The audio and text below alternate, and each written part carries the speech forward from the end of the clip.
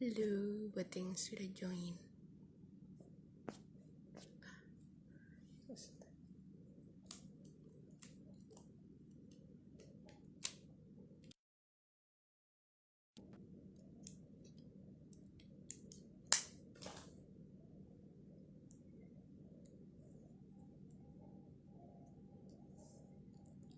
Halo yang sudah bergabung.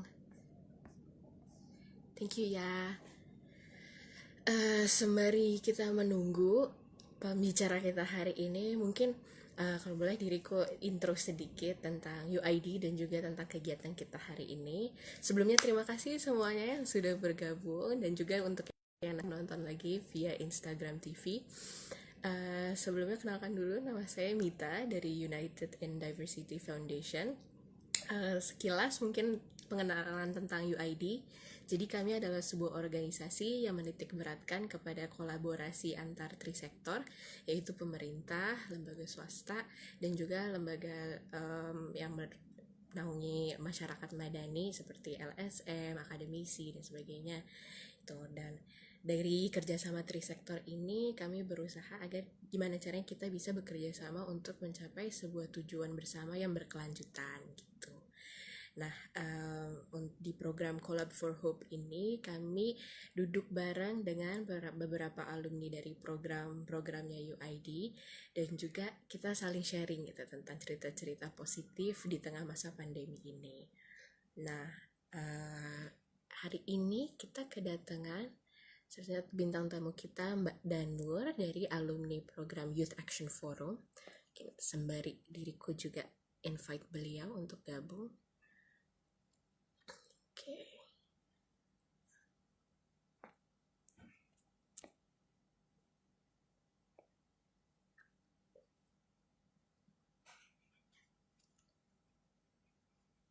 Nah, sambil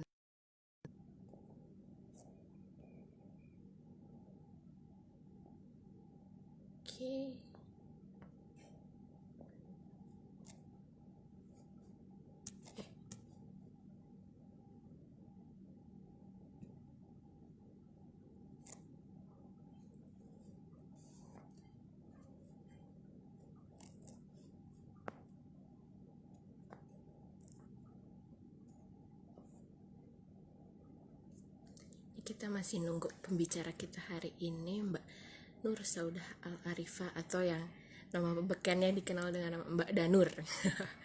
Nah, beliau ini alumni Youth Action Forum tahun 2018 lalu. Kemudian banyak nih ceritanya. Mbak Danur ini aktif di Wonosobo dengan berbagai program. Nanti banyak ceritanya dari program seputar berbagi masker, program berbagi-bagi bakti sosial ke masyarakat, donasi-donasi dalam bentuk sembako, dan juga gimana caranya agar masyarakat di desa itu bisa berdaulat gitu dari segi pangan. Nah, nanti kita dengar ceritanya ya. Thank you buat semuanya yang sudah join hari ini. Nanti bertahan dalam 1 jam ke depan kita akan ngobrol-ngobrol, dan sepanjang acara untuk teman-teman yang mungkin nanti ada mau yang ditanya bisa nanti lewat komen ini ya. Oke.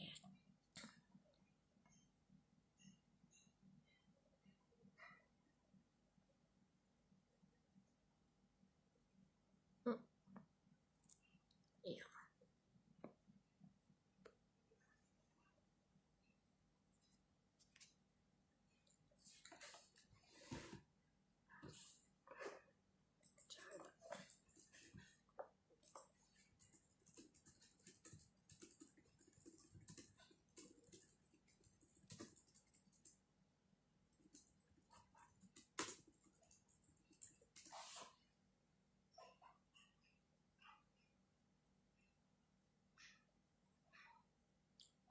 Thank you yang sudah join, ditunggu dulu ya.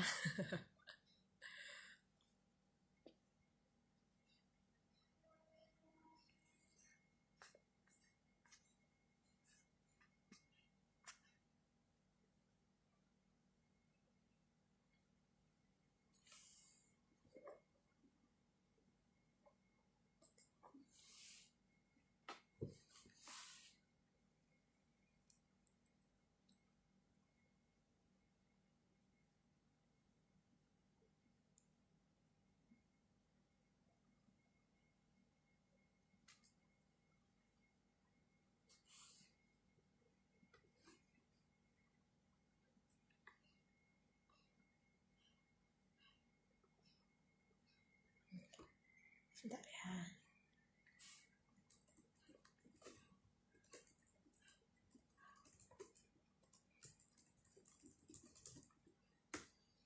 Oh, ini dia sudah ada ternyata. Oke deh.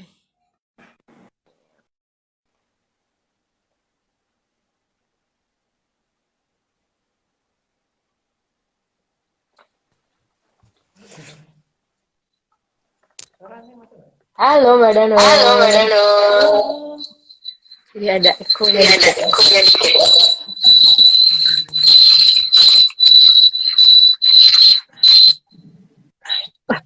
Muncul lagi nih Mbak Muncul suaranya. lagi nih Mbak suaranya. Jangkrik kali ya. Jangkiknya mau ikut. Jangkiknya mau ikutan. Ya. Oke. Sebentar Mbak. Sebentar Mbak. Sebentar.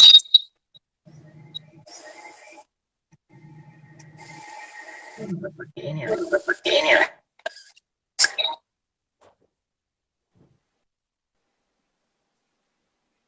Oke.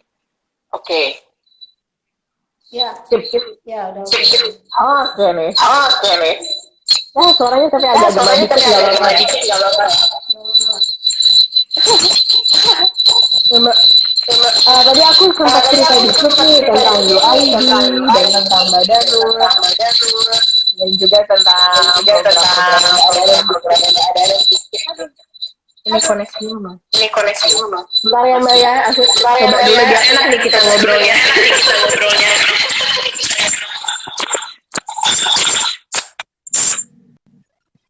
Apa ini? Apa ini? Oke deh, coba yang ini. Oke deh, coba yang ini dulu. Gemar tapi suaranya. Tapi Coba suaranya kita ngobrol dikit ya.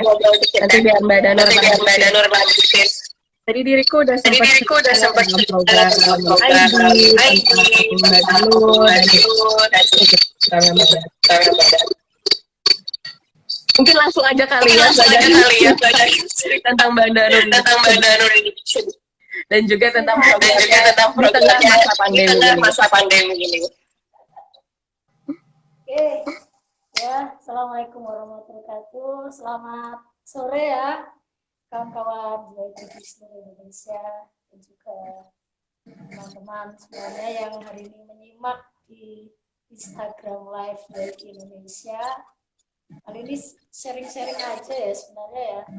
Ceritanya itu kan masa-masa work from home WFH gitu ya. Jadi sejak bulan apa? Bulan Maret ya. Bulan Maret itu kan dimungkin tuh, wah ada COVID-19 gitu.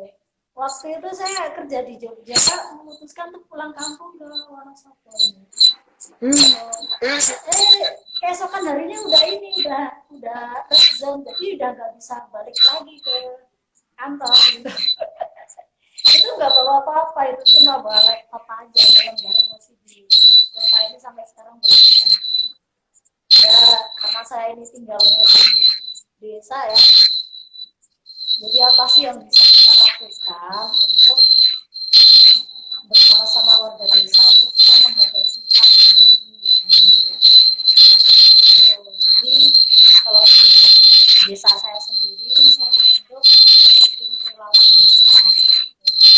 Tugasnya ya tadi edukasi apa itu sebenarnya COVID, cara pencegahannya bagaimana, bahkan hal-hal yang mungkin simpel ya di mata kita tapi sangat bermakna bagi para warga desa itu adalah kegiatan melatih mereka untuk cuci tangan.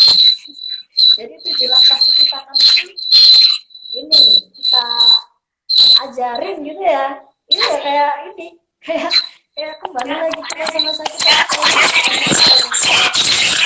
gimana itu belajar 7 langkah cuci tangan itu seperti apa gitu. Itu benar-benar PR tersendiri lah untuk mengeduasi masyarakat di desa untuk bisa melek gitu ya apa itu teman desa. Itu kalau di desa itu ya. Kemudian ini saya kan ya, nah, kita tergabung di keluarga alumni Gajah Mada atau singkatannya Kagama gitu ya. Nah di poster kan ada Kagama lah. Kagama itu apa sih? Yaitu keluarga alumni Gajah Mada. Care itu artinya peduli, jadi alumni Gajah Mada yang peduli terhadap ketahanan pangan. Seperti itu. Nah, programnya apa aja? Ya macam-macam. Kalau saat ini di desa saya gitu ya, kita ada pilot project di 10 kota di seluruh Indonesia gitu terkait dengan ketahanan pangan. Oke, nah kalau saya sendiri mencanangkan di Kabupaten Wonosobo itu gerakan ketahanan pangan keluarga gitu ya. Jadi kan ini masa-masa COVID ini berdampak ke semuanya itu ya. Entah dia yang kerja kantoran, buruh harian, kerja di perusahaan banyak yang dirumahkan, yang kerja bikin usaha juga usahanya padat gitu ya. Yang dia usaha di bidang travel, jasa dan lain sebagainya juga banyak yang nganggur lah istilahnya gitu ya. Nah, itu bagaimana kita mencoba membangkitkan lagi semangat optimisme mereka bahwasanya di masa pandemi ini kita nggak boleh loh yang namanya berserah diri gitu ya, berpangku tangan dan lain sebagainya. Kita nggak boleh, apalagi mengharap datangnya bantuan gitu ya. Nah, ini kan kemarin kan sempat heboh ya soal bantuan sosial yang itu bikin kisruh di mana-mana kayak gitu. Nah kita kan juga sedih lah, ini gimana ya, salah satu solusinya adalah tadi itu ya, bagaimana kita membangkitkan optimisme masyarakat gitu. Kemudian nah kalau di Jawa Tengah sendiri kan ini ya, kita ada gerakan namanya Jogotongo. Jogotongo itu kalau dalam bahasa Indonesianya itu artinya menjaga tetangga. Tetangga sih lingkungan terdekat kita aja. Jadi nggak perlu yang namanya ngarepin bantuan dari pemerintah pusat lah atau orang-orang yang jauh. Jadi kalau ada orang yang di sekitar rumah kita ada yang kesulitan, nah itu udah jadi tanggung jawab kita untuk membantu sesama. Jadi katakanlah di kompleks kita ada berapa rumah nih? Ada 10 rumah, 20 rumah, 30 rumah, kita list lah mana saja keluarga-keluarga yang terdampak. Nah, itu kita bantu. Itu, nah, waktu bulan puasa kemarin ini juga inisiasi yang namanya gerakan sedekah cantelan gitu ya. Cantelan loh, tahu Mbak cantelan artinya apa, Mbak? Gantung gitu ya Pak. Pak. Jadi cantelan itu kata dasarnya cantel ya, artinya gantung. Nah, cantelan itu adalah ya tadi sedekah yang digantung. Ya karena isinya kan nggak seberapa ya, ada bahan pokok yang nominalnya antara 10.000 sampai 15.000 rupiah lah, tapi itu cukup buat sekali masak kayak gitu. Nah prinsipnya gimana? Prinsipnya siapapun yang butuh itu boleh ngambil, dan siapapun yang berlebih boleh mengisi. Jadi kan nggak terlalu berat ya kalau sedekah 10.000, kalau dikasih ke orangnya langsung kita malu ya. Tapi kalau misalkan sedekah itu kita cantelkan, itu kan senang gitu loh. Coba yang mencantelkan, kita katakanlah nyantelin satu plastik gitu ya. Nah, kalau yang nyantelin ada 10 orang, ada berapa orang kan jadi banyak kayak gitu. Jadi hal-hal yang sederhana yang sekiranya bisa kita lakukan seperti itu. Dan alhamdulillah ini gerakan ini kalau di Kabupaten Wonosobo sendiri di tempat saya itu daerah saya mengawali pertama gitu ya. Dan alhamdulillah inilah diduplikasi di berbagai macam desa di tempat saya gitu. Jadi bagaimana gerakan ini tuh intinya sih bukan seberapa banyak yang kita kasih, tapi ya tadi kita memberikan sebuah contoh bahwasanya kalau kita mau berbagi itu nggak harus nunggu banyak dulu, nunggu banyak duit dulu, tapi semuanya bisa lah. Alhamdulillah itu bisa dikasih di berbagai macam daerah juga seperti tempat saya gitu ya. Kemudian kalau di teman-teman alumni keagamaan sendiri untuk santetan itu kita ada 100 titik di seluruh Indonesia gitu. Jadi bukan hanya di tempat saya gitu ya, ada lebih dari 100 titik di berapa ya, hampir 25 provinsi gitu. Jadi gerakan sederhana ya, gerakan santelan gitu. Mbak Mita juga kalau mencandal di UID boleh. Oh, siap Mbak. Dan lain sebagainya. Gitu Mbak, nanti selebihnya ambil belok. Thank you Mbak. Ini suaranya masih gema juga. Ini aku sekilas aja deh kalau Oh, Mbak Punten sekalian nanti kalau pas jawab boleh ya mikrofonnya lebih ditambahin ke mulut biar suaranya lebih kedengeran Mbak. Udah. Oke siap. Nah, Mbak, boleh dong cerita nih apa sih kayak drive-nya Mbak Danur, apa sih yang menginspirasi Mbak Danur untuk terus membantu masyarakat di desa dan juga apa gitu yang pokoknya membuat Mbak Danur membantu ini semua. Karena kan ada resikonya ya kalau misalnya ke masyarakat jalan-jalan ada kemungkinan apa yang membuat Mbak Danur tetap ingin membantu. Oke. Kalau soal resiko itu ya emang sebuah konsekuensi ya. Tapi kan kita masih di satu lokasi yang sama. Justru karena kita ikut terlibat dalam kegiatan ke masyarakat, kita bisa meminimalisir risiko itu. Nah, makanya kenapa gerakannya kita fokuskan itu, ayolah gerakan berbasis komunitas terdekat. Ini yang resikonya paling kecil. Daripada kita keliling-keliling bagi sembako kemana-mana kan, tapi bagaimana kita ngasih contoh bahwasanya ini loh setiap daerah itu juga bisa melakukan hal yang sama, hal yang sangat simpel tapi bisa loh dengan budget yang sedikit bisa gitu ya. Ibaratnya 100.000 kalau kita di alokasikan untuk sedekah santelan aja kita udah dapat 10 paket bisa untuk 10 keluarga ya. Kalau kita baksos pada umumnya itu kan satu paket untuk satu orang biasanya. Nah itu betul bantu sekitar paling terdekat gitu. Justru itu meminimalisir risiko sambil kita ngedukasi mereka. Kayak gitu. Kemudian yang mendorong untuk tetap melakukan ini apa?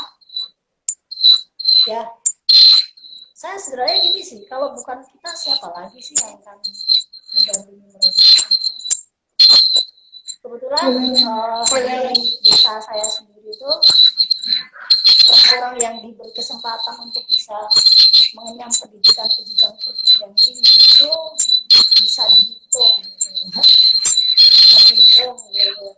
Nah, bahkan pada saat itu tuh saya satu-satunya orang yang kuliah di perguruan tinggi negeri di desa saya gitu. Nah ini yang mana ya, jadi semangat sekaligus tantangan ya. Ya bagaimana mungkin kita udah diberi apa ya istilahnya anugerah untuk bisa belajar ke perguruan tinggi begitu kuliah, sementara masyarakat yang lainnya itu masih bisa sekolah dasar lah kayak gitu. Kita pengen bagaimana ilmu kita bisa memajukan lingkungan terdekat kita. Itu sih yang mendorong saya untuk selalu bersemangat kayak gitu ya, untuk bisa ayolah bareng masyarakat untuk inilah di masa pandemi ini kita bisa tetap kuat kayak gitu. Kayak gitu. Thank you Mbak. Inspirasi banget. Tapi kan mungkin pasti ada lah ya Mbak tantangannya gitu dalam menjalankan program ini. Nah, boleh bercerita juga Mbak. Tantangannya apa? Tantangannya itu sebenarnya lebih ke ini sih, lebih ke gimana ya, ini kan sebelumnya ini kan sesuatu yang baru bagi masyarakat di sekitar saya gitu ya. Katakanlah untuk saya contohkan untuk yang ini yang gerakan ketahanan pangan keluarga ya. Saya contohkan. Saya bikin konsep, ini kan yang menjadi fokus kita adalah warga desa yang dia tidak punya lahan sama sekali gitu. Tapi bagaimana kebutuhan pangan mereka itu bisa mandiri dari halaman rumah atau dari sekitar dan sebagainya. Nah, kalau konsep dari saya sendiri itu inginnya mereka berkelompok gitu ya. Kenapa berkelompok? Agar semangat mereka itu tidak naik turun. Kalau kita membantu seseorang, tapi individual bantunya, kita memantaunya itu enggak agak sulit gitu ya, cara mantaunya gitu ya. Kemudian progresnya dari hari ke hari itu juga kita sulit untuk apa namanya untuk mantau kayak gitu. Makanya ini manajemen kelompok yang jadi tantangan yang besar kayak gitu. Jadi insya Allah ini meskipun ini emang gerakan ini terakhir ketika waktu COVID-19, tapi harapan kita itu nanti setelah COVID berlalu kelompok ini juga bisa tetap eksis gitu. Nah ini rencana besok hari Minggu ini kita akan ada pelatihan tentang pengolahan limbah rumah tangga, sampah rumah tangga. Hal-hal yang sederhana kayak tapi bisa dipraktekkan langsung oleh warga di desa. Nah, ini tadi sih tantangannya tadi soal tadi bagaimana manajemen kelompoknya tadi itu loh, karena tidak semua orang itu pengen berkelompok, maunya ya udahlah kalau kamu mau bantu bibit benih dan lain sebagainya satu individu dapat berapa kayak gitu. Ada yang seperti itu. Itu kalau untuk yang di gerakan ketahanan pangan ya.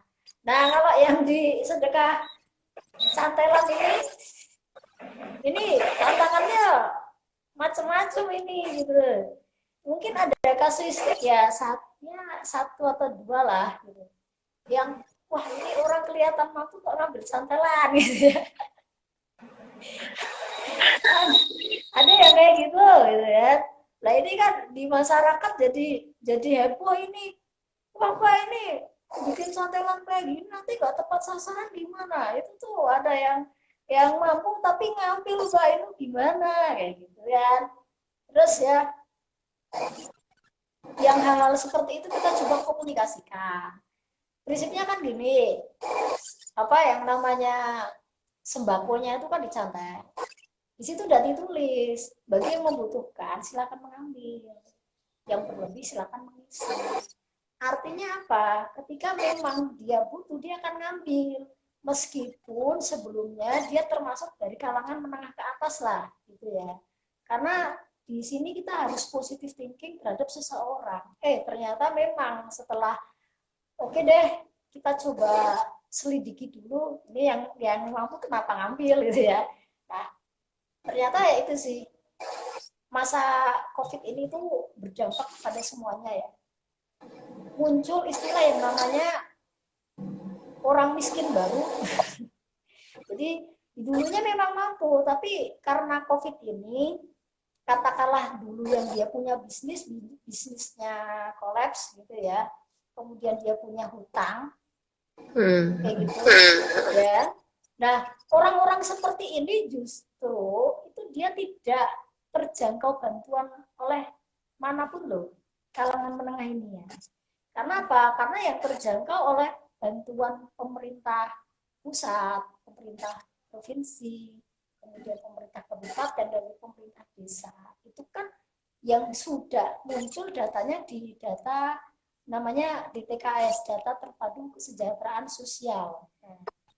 Nah, kalangan orang-orang menengah ini kan nggak masuk ke data situ, gitu ya. Jadi itu sebabnya ini kenapa ada 1-2 orang yang kelihatan mampu tapi ngambil, karena emang dia terdampak, kayak gitu sih. Jadi itu sih tantangannya bagaimana ketika ada masalah kita berusaha untuk mengkomunikasikan kepada mereka apa yang sebenarnya terjadi. Nah, ini tantangannya di situ sih.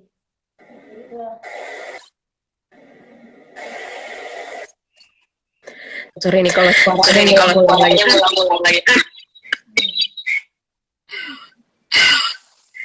Kalau Kalau boleh tahu Mbak ada tahu Mbak, ini nggak, Kak, ada dalam dalam upaya Mbak Danur upaya Mbak Danur membentuk komunitas komunitas ada ada ya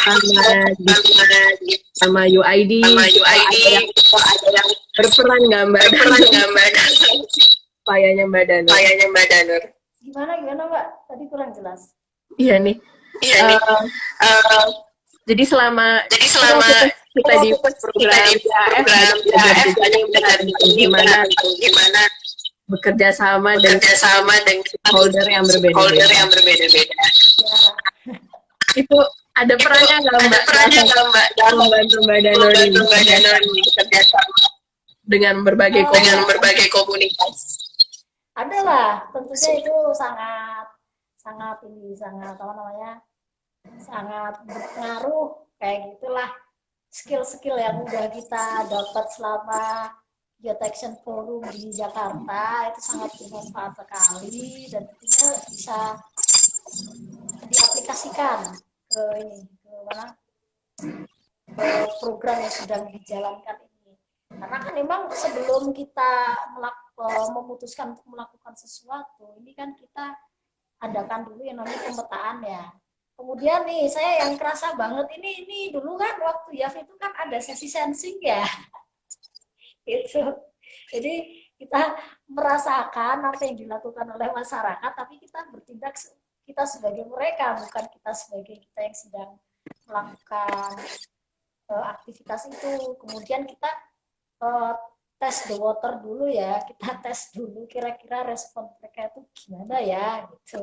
Jadi tidak langsung program langsung dijalankan, enggak, tapi ada tes dulu lah gitu, kira-kira responnya bagaimana. Pun sama ini, misalkan nih kegiatan ya ketahanan pangan keluarga kayak gitu ya. Awalnya saya tidak langsung ini saya ada program ini saya ngumpulin mereka enggak, tapi saya coba untuk silaturahmi ke warga di desa kayak gitu ya. Kemudian saya cerita nih, Bu, saya dari Kagamaker nih Bu, gitu kan. Dia kan tahu kalau saya alumni UGM gitu ya. Wih, bagaimana? Ini kalau misalkan kita adakan kegiatan penanaman lewat media politik dan pemanfaatan barang bekas, kira-kira gimana Bu? Lah seneng banget mereka gitu. Ternyata saya cerita ini ke satu orang, dari ibu ini bisa menyebar kemana-mana kayak gitu. Makanya ibu-ibu, emak-emak ini adalah seorang marketer yang handal gitu ya. Kayak gitu. Jadi cukup sosialisasi ke key person-nya, ke orang kuncinya, kemudian ini bisa langsung nyebar kemana-mana kayak gitu. Yang tadinya program Kagamaker ketahanan pangan yang tadinya direncanakan hanya di satu titik gitu ya. Ini sekarang kita udah berkembang di 7 titik dari rencana 1. Ya tadi itu ibu-ibu kan, wah saya pengen gitu. Jadi ya kayak gitu. Jadi di sini waktu kalau dikaitkan lagi sama yang dulu pelatihan di Youth Action Forum itu kan bagaimana kita menemukan yang namanya key person ya, orang-orang kunci yang sekiranya bisa mendukung, kita ajak kerjasama, kita ajak bermitra bersama untuk sama-sama mensukseskan kegiatan ini bersama-sama. Jadi saya tidak menempatkan mereka itu di bawah binaan kita itu enggak, tapi kita sama-sama belajar bareng lah. Istilahnya kita bermitra kayak gitu. Gitu. Thank you. Ini sebenarnya kita juga tanya jawab. Jadi bagi rekan-rekan yang sedang nonton dan ada yang ingin ditanya, boleh langsung di komen aja. Oh ya, itu ada yang komen. Boleh Mbak, ini ada pertanyaan Daripada diriku nanti Daripada suara yang diriku jadi nanti ekor. suara yang jadi ekor. Boleh dibacain juga Boleh nggak, Mbak? dibacain juga nggak, Mbak? Pertanyaannya. Pertanyaannya. Bisa, Mbak. Diriku cari semangat. Cari semangat. Bu, saya mau bertanya kendala apa yang biasanya terjadi dalam sedekah cantelan? Oh ya, tadi di awal ya udah jelasin ya. Tadi itu sih apa? Misal ada orang yang sekiranya dianggap mampu, tapi ngambil cantelannya gitu ya. Ini kan kalau ada orang lain tahu, wah dia ngambil gitu. Tapi ya, santai, itu hanya kasusnya itu cuma 1-2 orang lah. Jadi jangan sampai hal-hal semacam itu justru melemahkan semangat kita kayak gitu. Memang dalam kegiatan apapun itu pasti ada sisi kelemahannya, tapi kita jangan fokus ke situ. Katakanlah yang tidak tepat sasaran 1-2 orang, ada 100 orang yang kita bantu. Tapi kan ada 99 orang yang tepat sasaran. Itu loh, kita pikirannya ke situ. Nah, kemudian nih, ini saya mau cerita, tapi ini bukan di daerah saya ya. Jadi kita di Kagama itu kan juga ada namanya Kagama Cantelan, gitu ya, selain Kagama Ketarumpangan. Nah, itu juga ada cerita, itu kalau, apa namanya, dia mau ngambil, tapi ini loh, minta tolong anaknya buat ngambil gitu, bukan si ibunya yang ngambil gitu loh. Nah, kalau kayak gini kejadiannya, ini sempat membuat kita itu shock gitu ya, sempat membuat kita itu shock. Kenapa? Karena kita nggak ingin yang namanya memberikan pesan yang masih kecil ngambil itu gitu, ngambil apa lah, ngambil sedekah untuk orang lain, istilahnya kan cuma disuruh, karena kita khawatir nanti ketika dia dewasa nanti ada semacam kesan psikologis, oh ya dulu saya pernah ngambil kayak gitu, seperti itu. Tadi ada satu kejadian yang seperti itu. Jadi anak kecil yang diminta sama orang tuanya buat ngambil sedekahnya itu. Nah, ini kan inilah dikhawatirkan ke depan memberikan efek yang kurang bagus untuk psikologisnya dia ke depan. Cuma ada kabar gembiranya juga ini. Jadi kapan ya?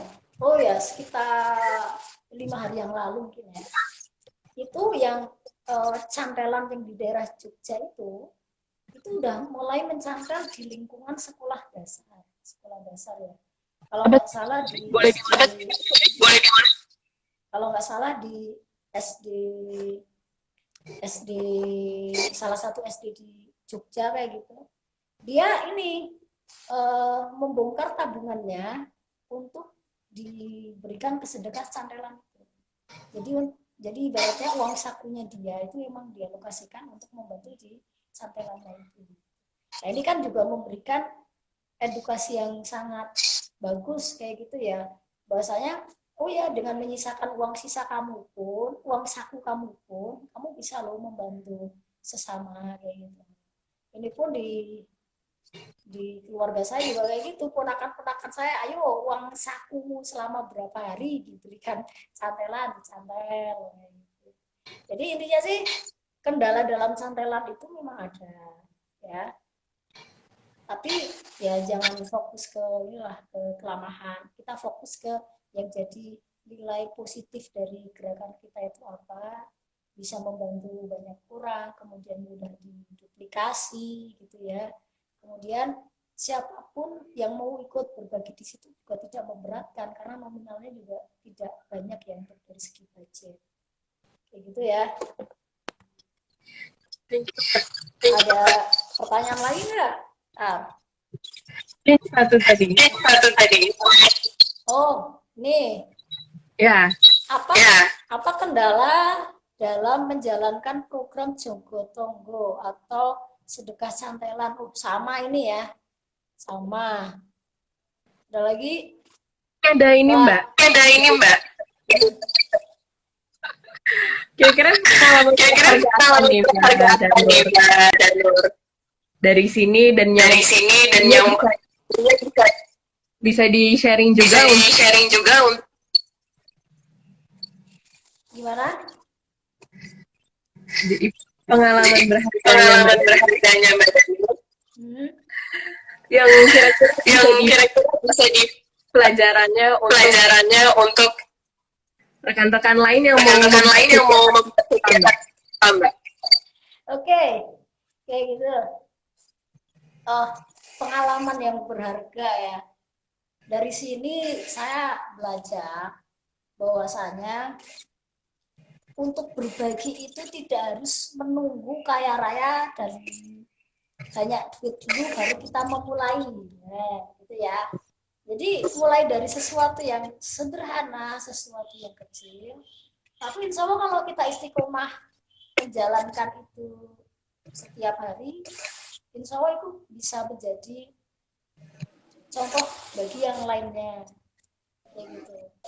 Gitu ya. Jadi kemudian saya belajar ternyata pengalaman yang berharga yang ketika di lapangan itu sungguh di luar dugaan, kayak gitu, di luar ekspektasi inilah saya kayak gitu ya. Jadi ternyata masyarakat itu tidak selemah seperti yang kita pikirkan kayak gitu. Gitu. Jadi ada ya yang salah satu kejadian ini katakanlah dianggap orang itu tuh kurang ganep gitu loh. Kurang ganep gimana ya bahasa Indonesia ya, punya kelainan ya kejiwaan gitu lah gitu ya. Tapi suatu ketika dia itu ketika panen gitu dia menyisakan beberapa hasil panenannya itu untuk dicantel gitu. Nah ini kan jadi sesuatu, orang yang selama ini kita anggap sebelah mata, dia juga melakukan kebaikan, sedekah semampunya dia. Gitu. Sementara orang yang kita anggap punya mobil, punya motor yang bagus, gadget yang bagus, belum tentu dia terkatuk untuk ikut mencantel kayak gitu. Jadi pengalaman berharganya adalah jangan pernah melihat seseorang itu dari covernya, dari depannya, dari luarnya. Jangan sampai kayak gitu. Karena orang yang kita anggap lemah, kita orang yang anggap apa, ternyata dia lebih mulia daripada orang yang kita anggap wah punya segala sesuatu, tapi ya yang namanya berbagi ini kan emang butuh diketuk ya, hati nuraninya kayak gitu. Seperti itu ya. Oh ya, ini yang bergabung ada yang namanya Bu Ardiati Bima gitu ya. Saya kenalkan Bu Ardiati Bima ini ibu negara cantelan ini, Mbak. Ini gabung di sini gitu. Karena beliau ini salah satu alumnus UGM Fakultas Pertanian kayak gitu. Dia juga sudah mengawali kegiatan cantelan ini lebih awal kayak gitu. Nah ternyata masing-masing alumni sama-sama bikin, oh ya ini buat di Hati Bima bikin di Jogja kayak gitu, saya bikin di Wonosobo, ini bikin di mana, akhirnya jadi komunitas sendiri cantelan ini kayak gitu. Terima kasih ya Bu Ardiati Bima atas inspirasinya ya, semoga gerakan cantelan ini bisa jadi amal jariah untuk semua para relawannya kayak gitu. Ini Mbak Mita juga kalau mau bikin cantelan boleh Mbak? Iya, terinspirasi banget. Mungkin kalau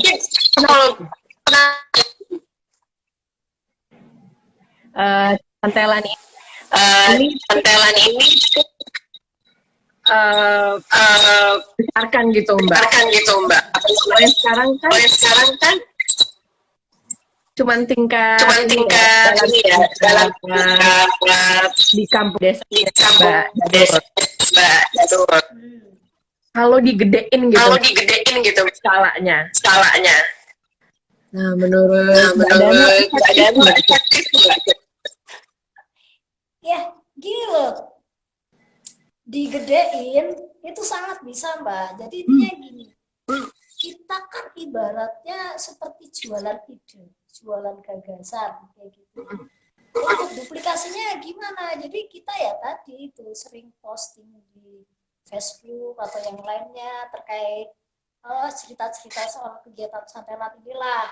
Nah, akhirnya apa? Akhirnya ini menggerakkan yang lainnya. Nah, tadi saya cerita ya, santelan ini udah lebih dari 100 titik ini ya.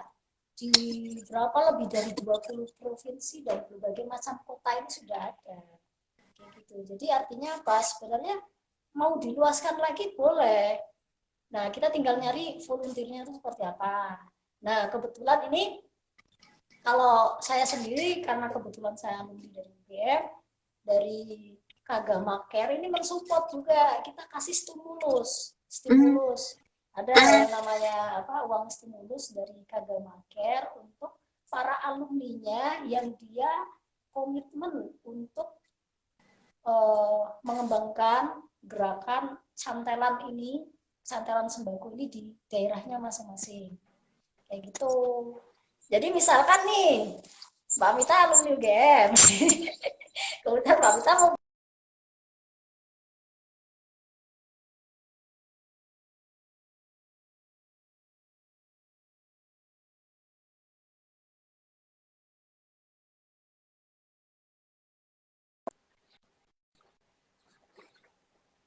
dana stimulusnya ini, itu baru saya pakai berapa ya? Karena gini loh, saya mau pakai dana stimulus, ada saja warga yang sedekah kayak gitu.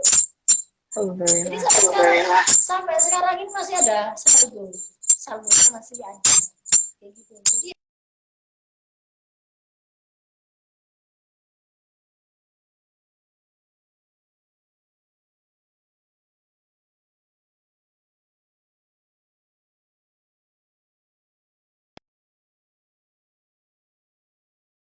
paket sembako gitu untuk orang-orang yang dia tidak terjangkau bantuan bansos. Nah, ini sangat membantu sekali gitu. Nah, ini mereka nggak akan tahu bahasanya kalau kita tidak ada kegiatan ini, mereka nggak akan pernah sampai ke desa ini. Nah, kemudian pernah juga salah satu ketua Karang Taruna ya. Tahu Karang Taruna kan, Mbak? Karang Taruna. Jadi ada lembaga Karang Taruna di kabupaten saya di Wonosobo itu pernah main ke desa saya gitu. Jadi intinya beliau sharing-sharing ini sedekah santelan sembakonya ini gimana sih maksudnya kayak gitu. Yang disantel apa aja, biayanya bagaimana, respon warganya bagaimana dan lain sebagainya. Kemudian kebetulan waktu dia silaturahmi ke tempat saya, kita lagi persiapan bungkusin paket santelannya itu kebetulan. Dan kita bersiap untuk membagikan. Nah, akhirnya kita ajak Ketua Karang Taruna yang di tingkat kabupaten ini ikut gabung kita untuk mensantel. Dan setelah pulang, dia bilang, Mbak, insya Allah saya mencoba untuk agar inspirasi gerakan santelan ini bisa diduplikasi di desa-desa yang ada Karang Tarunanya kayak gitu. Jadi kan ini multiplier effect kayak gitu. Intinya adalah kita bisa membesarkan gerakan santelan ini tanpa harus melembagakannya. Karena yang kita coba sentuh adalah tadi bagaimana menyadarkan seseorang untuk berbagi kayak gitu. Seperti itu. Jadi siapapun lah ya, ternyata banyak. Awalnya yang kebanyakan melakukan gerakan sedekah santelan ini kan awalnya ini teman-teman alumni dari game gitu. Sekarang banyak alumni IPB ada yang melakukan, alumni ini ada yang melakukan, alumni SMA ini ada yang melakukan, jamaah pengajian ada yang melakukan, takmir masjid banyak yang melakukan, dan modelnya sekarang jadi bervariasi lagi. Jadi ada salah satu rekan kita itu juga yang sekarang dia bikin yang namanya warung suka-suka. Warung suka-suka ini adalah dia modifikasi dari santelan. Kalau santelan itu kan dia ngambil, tapi dia nggak bayar apapun, ya kan? Nah, Karena apa? Dia bikin seperti itu karena kan suka nggak suka kalau kita mencantum terus kan kita butuh ini ya, tetap butuh uang ya, butuh uang untuk keberlanjutannya, ya kan? Maka dari itu biar cantelannya ini tetap berumur panjang, gerakannya tetap berjalan, bagaimana? Artinya ya udah, warung suka-suka itu adalah nanti beberapa jenis sayuran, bahan pokok digelar di meja di situ. Silakan mengambil, kalau kamu punya uang silakan bayar sesuai dengan kemampuan. Kayak gitu. Artinya apa? Ini tingkatannya dinaikin lagi. Tingkatannya dinaikin lagi. Jadi kamu ngambil tapi kamu ya silakan bayar seikhlasnya kayak gitu. Nah, nanti dari hasil uang yang dikumpulkan ini nanti bisa untuk kegiatan selanjutnya. Jadi itu bisa berlanjut secara terus menerus kayak gitu. Jadi yang namanya cantelan ini selalu mengalami yang namanya modifikasi gitu ya. Kemudian ada lagi ini, ada seseorang yang minta izin ke saya, Mbak, saya minta izin ya untuk ini, untuk duplikasi kegiatan cantelannya, tapi saya nggak punya cantelan, Mbak. Nggak punya cantelan. Ada ya, Mbak, punya meja nggak? Ya punya. Ya udah, bikin aja konsep meja berbagi. Jadi sembakonya ditaruh di atas meja, ya udah silakan ngambil. Jadi kan nggak harus cantelan nggak harus. Jadi sesuai dengan apa namanya kondisi lingkungan setempat gimana. Jadi karena nggak ada cantelan, konsepnya jadi meja berbagi gitu. Jadi sembako di atas meja, silakan ngambil. Yang butuh ngambil, yang mampu silakan meletakkan sedekahnya di situ. Gitu. Kemudian ada lagi nih, ada salah satu warga di Kabupaten Wonosobo ini ya, kita kan ada salah satu masjid namanya Masjid Al Mansur gitu ya. Itu malah dia bikin sekarang yang namanya sedekah belanja sayur, kebutuhan pokok, itu lapaknya buka setiap hari Jumat kayak gitu, setiap hari Jumat. Jadi silakan ngambil bagi yang butuh gitu. Itu lumayan juga bisa membantu apa, kebutuhan sayur dan kebutuhan pokok warga masyarakat di sekitar situ setiap hari Jumat kayak gitu. Nah, makanya kan sebenarnya yang kita inginkan membesarkan gerakan cantelan ini bisa tadi dengan tadi itu. Apabila semakin banyak orang yang tergerak, orang yang terinspirasi untuk melakukan hal yang sama kayak gitu, ya insya Allah nanti ke depan akan besar sendiri meskipun kita tidak disatukan dalam wadah organisasi yang sama. Jadi siapapun lah, mau dia kumpulan PKK, ibu RT, ibu RW, takbir masjid, alumni SMP, alumni SMA, alumni perguruan tinggi, kemudian abang-abang apalah. Oh ya, paguyuban pedagang pasar juga udah mulai apa namanya?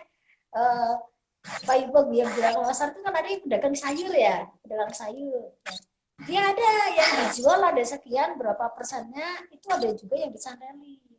Jadi intinya adalah ini bisa dilakukan oleh semuanya dan kita tidak ingin yang namanya mempatenkan ini gitu. Jadi nggak ada istilah dilembagakan atau apa itu enggak. Silakan siapapun yang ingin melakukan hal sama silakan. Pokoknya dengan niat baik apapun ya. Ya. Kita bisa berbagi gitu. Mungkin ini pertanyaan terakhir nih Mbak. Apa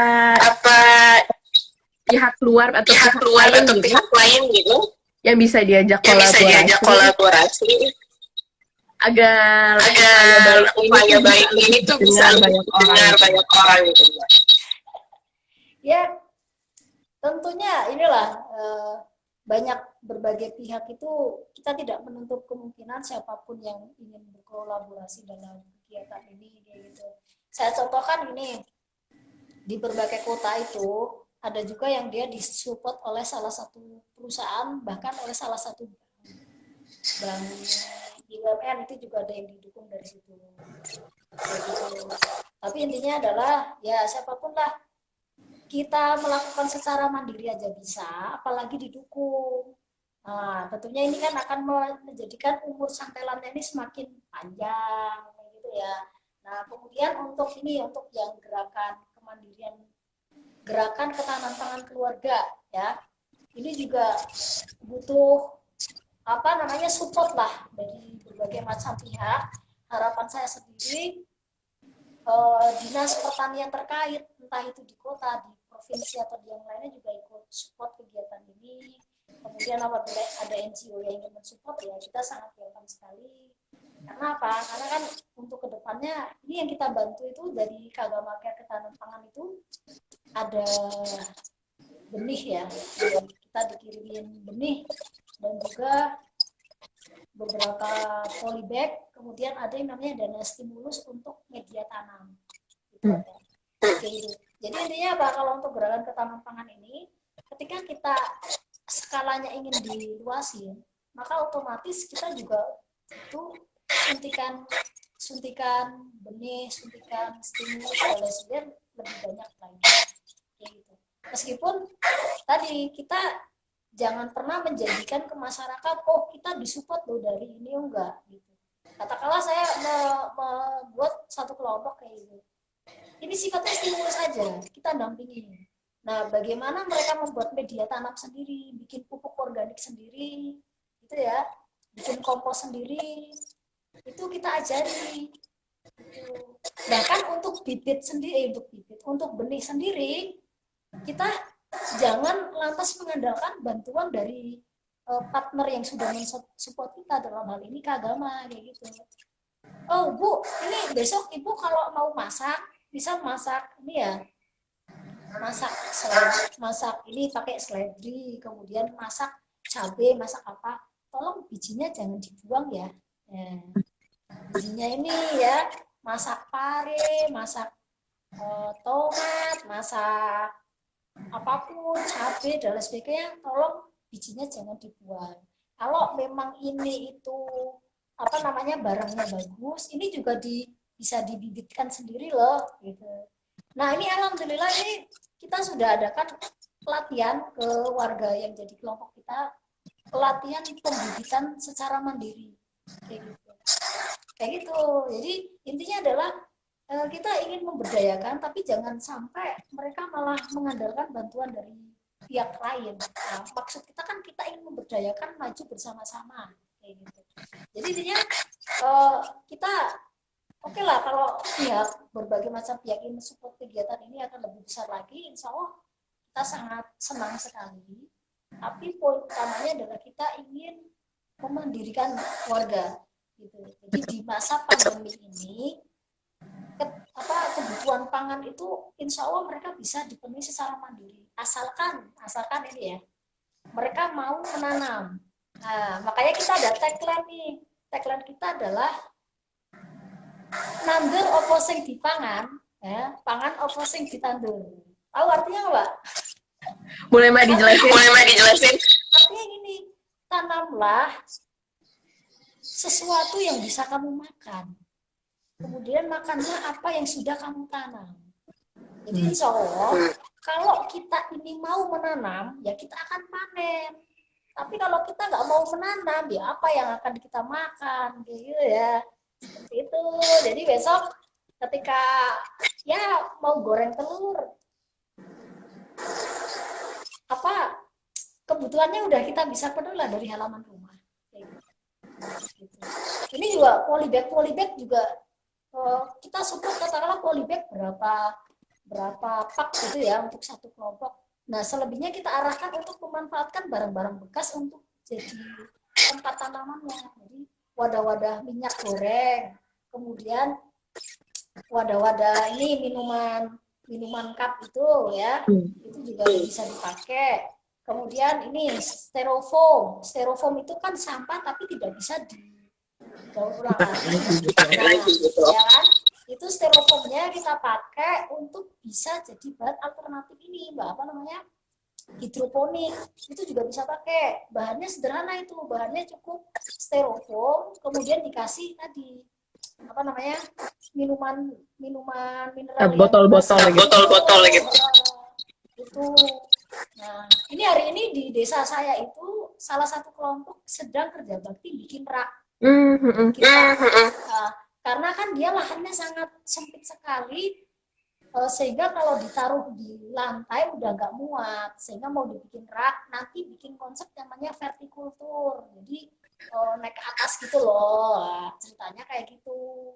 Terus nanti kalau emang udah bagus, katanya mau dicat, dihias. Nah, ini secara nggak langsung kan ada kegiatan upaya tamanisasi gitu loh. Jadi biar kampungnya itu indah, ya selain buat makan juga estetika dan lain sebagainya juga itu lumayan bagus.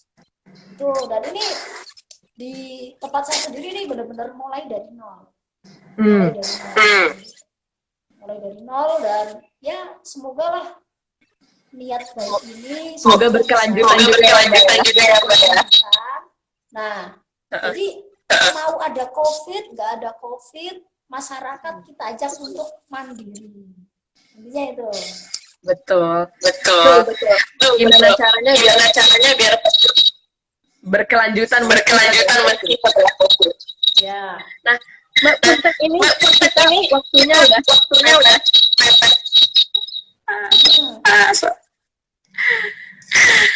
kalau untuk teman-teman yang pengen lebih tahu tentang ceritanya Mbak Danur, bisa follow IG-nya Mbak Danur ya. Ya. Di Danur Sosmas ya. Ya. Sosmas itu arti singkatan itu sosial masyarakat. Mantap. Masyarakat itu. Thank you Mbak Danur. Ya, Sampai kita hari ini. Ini untuk yang terkendala dengan secara teknis. Mungkin besok bisa lebih dengar banyak ceritanya di Instagramnya Mbak Danur ya Mbak langsung. Ini di sini kita cuma ngasih spoiler trailernya aja nih. Ya, iya. Saya terima kasih kepada UID ya. Sama-sama Mbak Danur, terima kasih banyak. Jangan bosan-bosan kerjain sama kami. Tetap terus berjuang Mbak, tetap semangat. Dan juga salam buat teman-teman di desa juga ya Mbak. Namanya juga alumni Youth Action Forum. Kalau nggak action ya namanya nggak alumni situ dong, ya kan? Siap Mbak. Oke. Jangan lupa juga hari Jumat besok kita akan ada sesi Collab for Health lagi. Dan dengan narasumber yang nggak kalah serunya juga. Terima kasih ya Mbak Danur. Saya selalu. Sampai jumpa teman-teman.